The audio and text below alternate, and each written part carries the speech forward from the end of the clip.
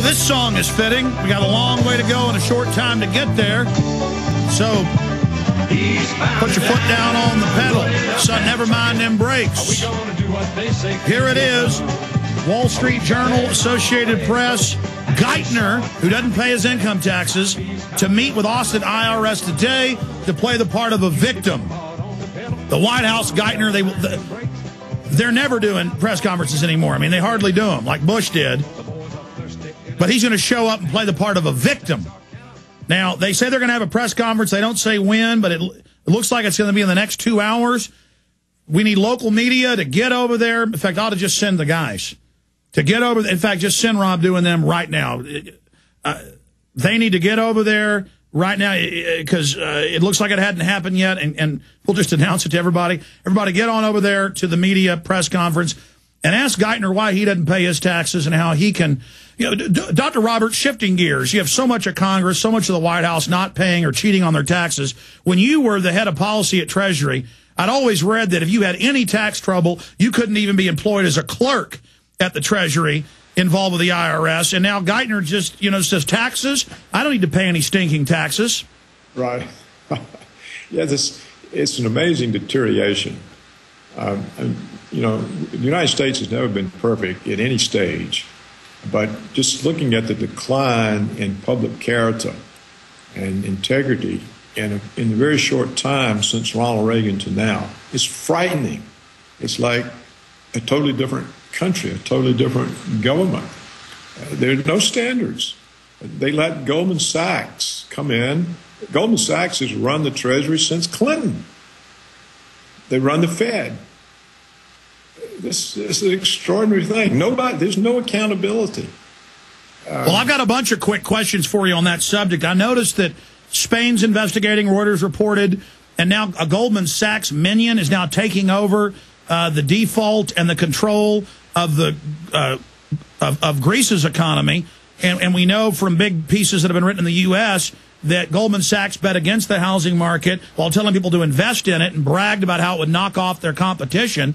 That was in McClatchy newspapers. We had the reporter on. I mean, these guys really are the villains here. Can you speak to what's happening with the pigs, as they're called, in Europe right now?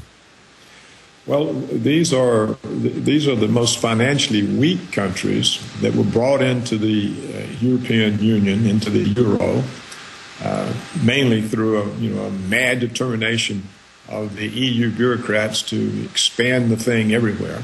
So they end up with a lot of financially weak countries whose public indebtedness exceeds all the regulations that are supposed to govern their financial activities.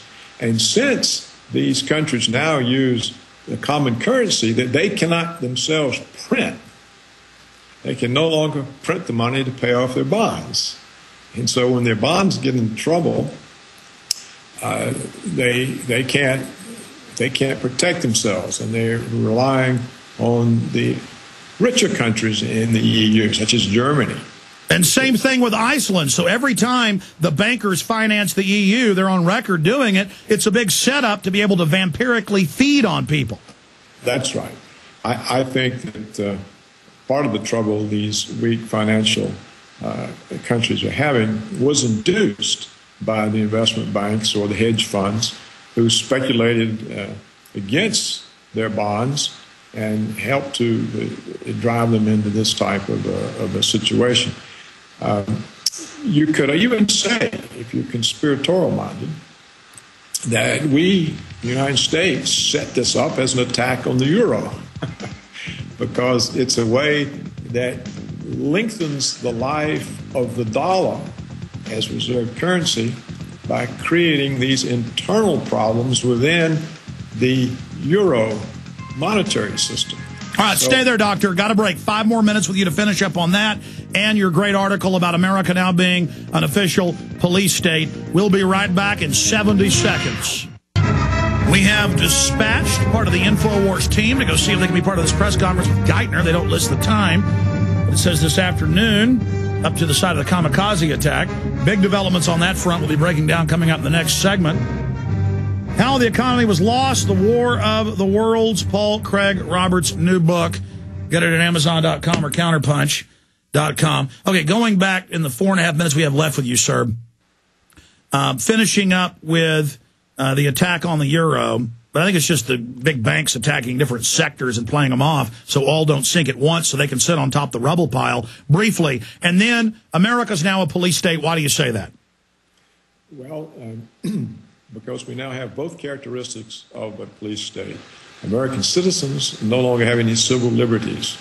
American citizens, not just so-called enemy combatants, non-citizens or terrorists, but American citizens are now being held without habeas corpus rights, without due process. One of them is this fellow Hashmi that they have in the United States in indefinite detention, that they're going to put on trial for not for any act of terrorism or planning terrorism, but for speeches he gave as a student activist at Brooklyn College, in which he virulently denounced the United States. In other words, they're going to put him on trial for using his First Amendment rights. And in the meantime, they've denied all his other rights, and he is a citizen. Now, that's one definition of a police state. The next thing that has happened, as you know, and you probably covered it widely, Dennis Blair, the head of National Intelligence, announced that the United States government now has a list of Americans that it's going to murder abroad. Now, here is the head of National Intelligence saying, we're going to kill American citizens. We're not going to arrest them, put them on trial, get a conviction, and if it's a conviction for a capital crime, execute them. We're just going to shoot them down. Well, this completes the police state. First, you take away everybody's rights to defend themselves, and then you make defense irrelevant because you just shoot them down and don't even bother to arrest them and put them on trial.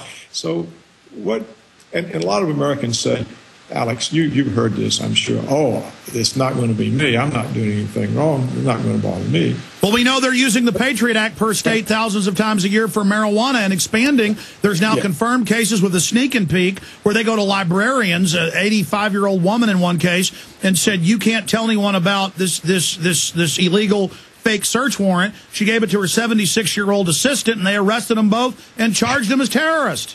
Right. Look, people who say, oh, it won't happen to me, I'm not doing anything wrong, they should remember that the Nazi concentration camps and Stalin's Gulag were full of millions of people who hadn't done anything wrong. That's the whole point.